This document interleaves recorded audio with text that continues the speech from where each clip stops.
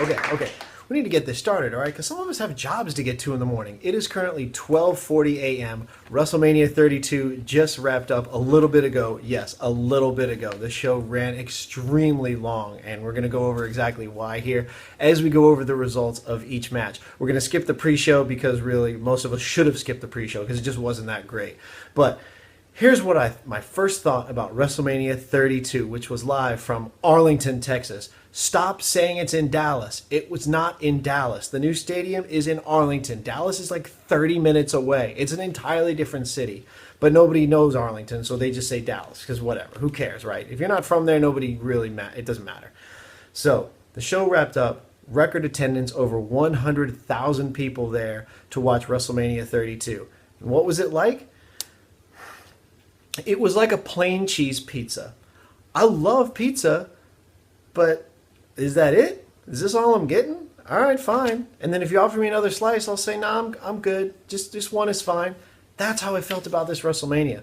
Look, a lot of us, we love wrestling and we love these things, but just sometimes it's a miss.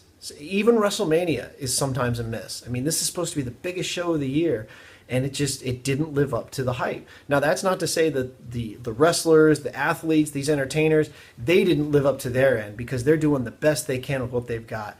But when you've got awful storylines and awful booking that you're trying to fight through, then it just is what it is. And for some people, the match itself is more important than the end. But to me, it's the opposite. The ending of a match is the most important thing. And there were some questionable ends tonight. So that being said, let's go over. The very first match that we had was the Intercontinental title match. This was a ladder match for the IC belt.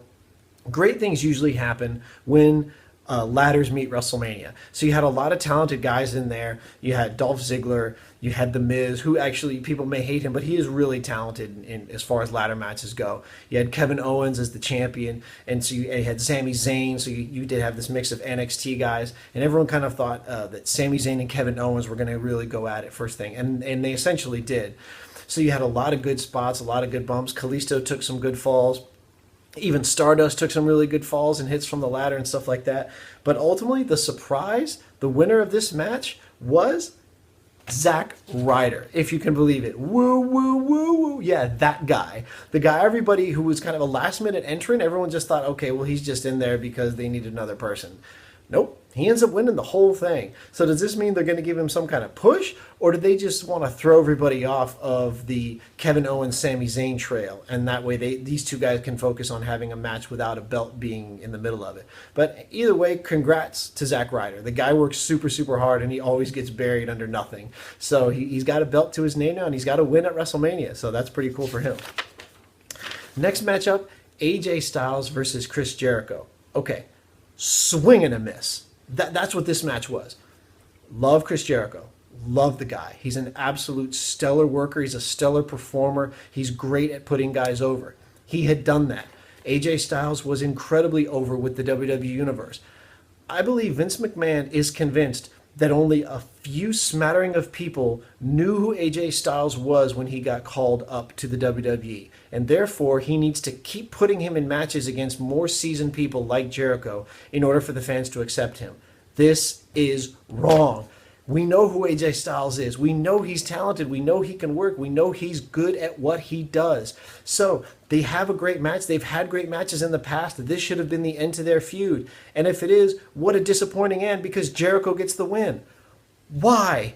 A win here does nothing for Jericho. AJ Styles just lost at his premier WrestleMania, his first major event in the WWE, and he loses. So does this mean these guys are going to keep feuding? If so, I don't want to see them fight anymore. This feud should have been over. And if the feud's over, then you just buried AJ Styles.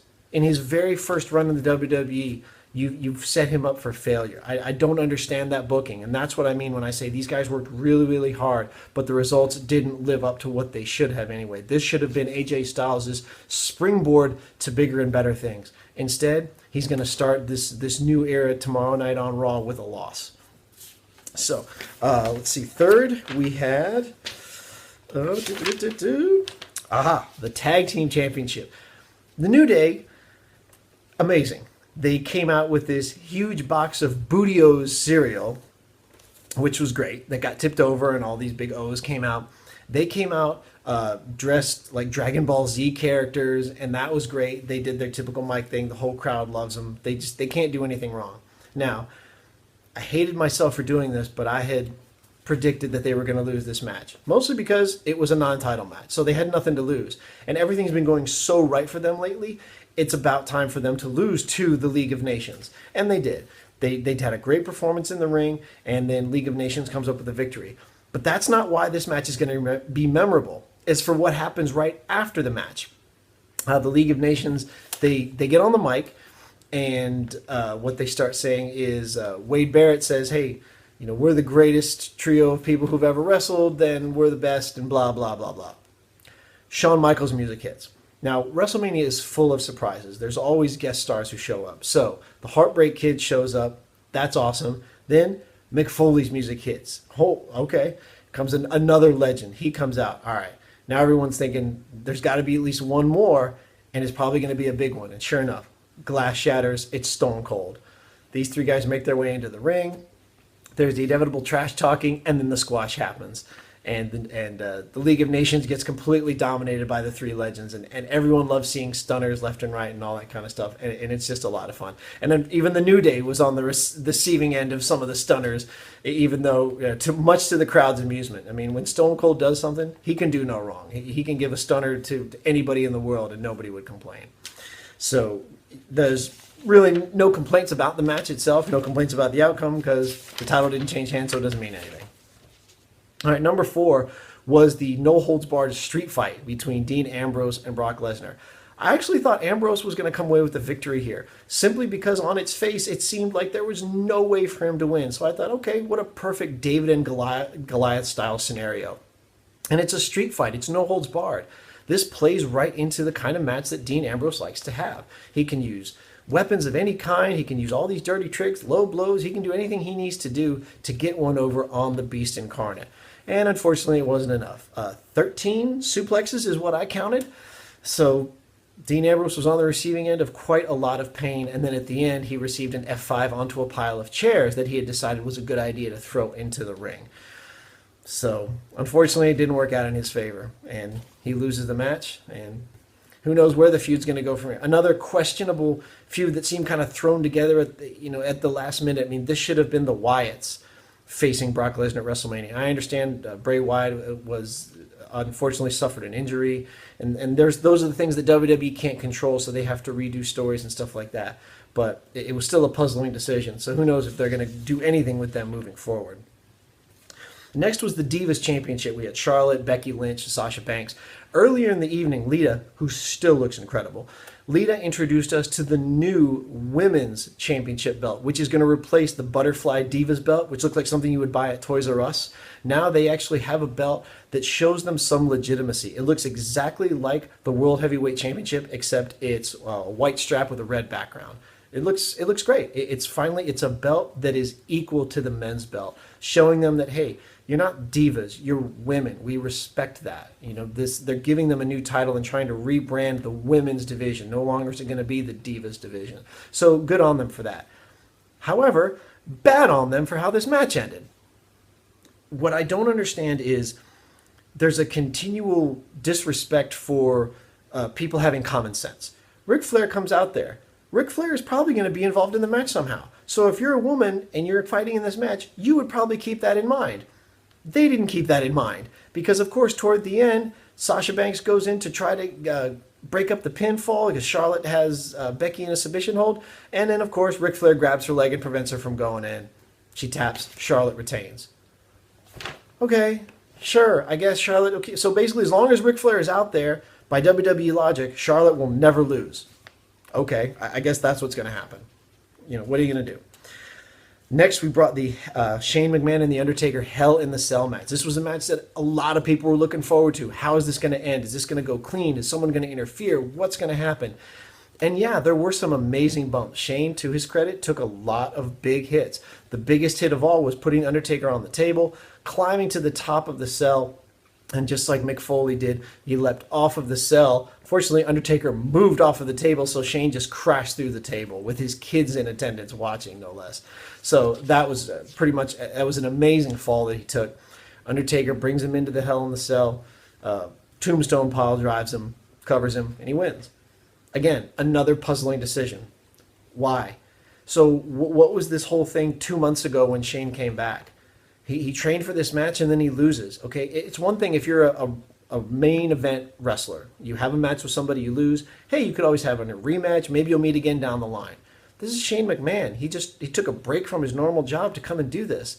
And he lost. He has nothing to show for it. So the WWE remains firmly in Vince's control, and nothing is going to change. And that's kind of unfortunate, is we don't have anything to look forward to as we move forward, because the status quo is now the same.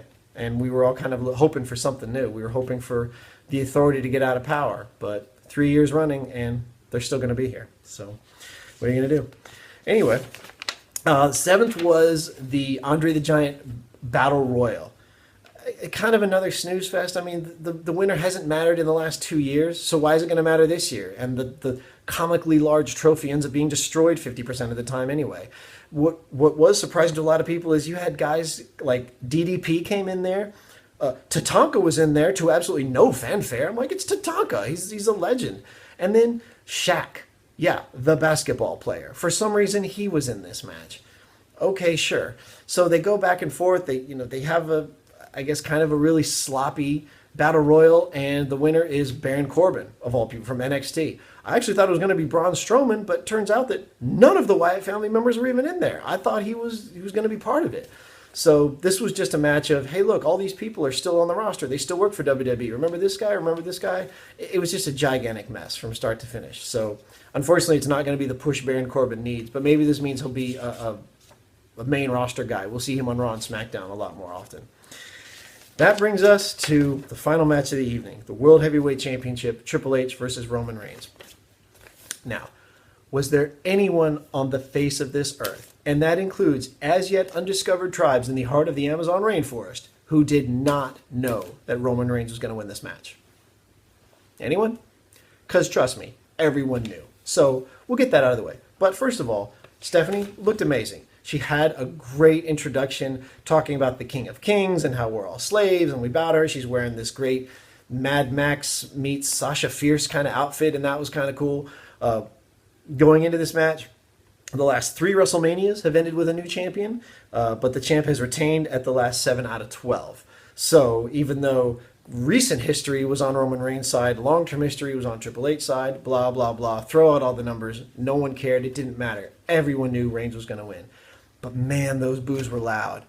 I mean, the guy can just do no right. Even when he speared Stephanie McMahon towards the end of this match, it got a little bit of a cheer, and then as soon as he attacked Triple H, he gets booed again. It's got to be frustrating. Still, we've said this over and over again. I just don't know how they're going to succeed moving forward. Okay, the Authority is still in power, but Roman Reigns is your new World Heavyweight Champion. But so what? I mean, the World Heavyweight Champion doesn't have any sway. He doesn't have anybody fighting in his corner. The Authority runs everything. So how are they going to balance this out? You know, what's going to happen? That'll be the thing I want to see on Monday Night Raw. The Raw after WrestleMania is always one of the most interesting because it's supposed to set up all these new storylines going forward. All the ones that have ended at WrestleMania, and now we move them on going forward in the rest of the year. So how is that going to play out? Are they going to try something new, or are we going to get the same boring storyline we got the first time Roman Reigns won the championship and then he got screwed over by the Authority? Who knows? I guess we'll find out. Thanks, as always, for watching. This has been your WrestleMania 32 wrap-up. Follow me on Twitter, at Chief Joshiola. You can also follow all my articles at dailyddt.com. As always, thank you to TYT Sports. Thank you all. I'm going to go get some sleep. We'll talk to you soon. See you in the comments. I'll be there. I promise I'll be in the comments.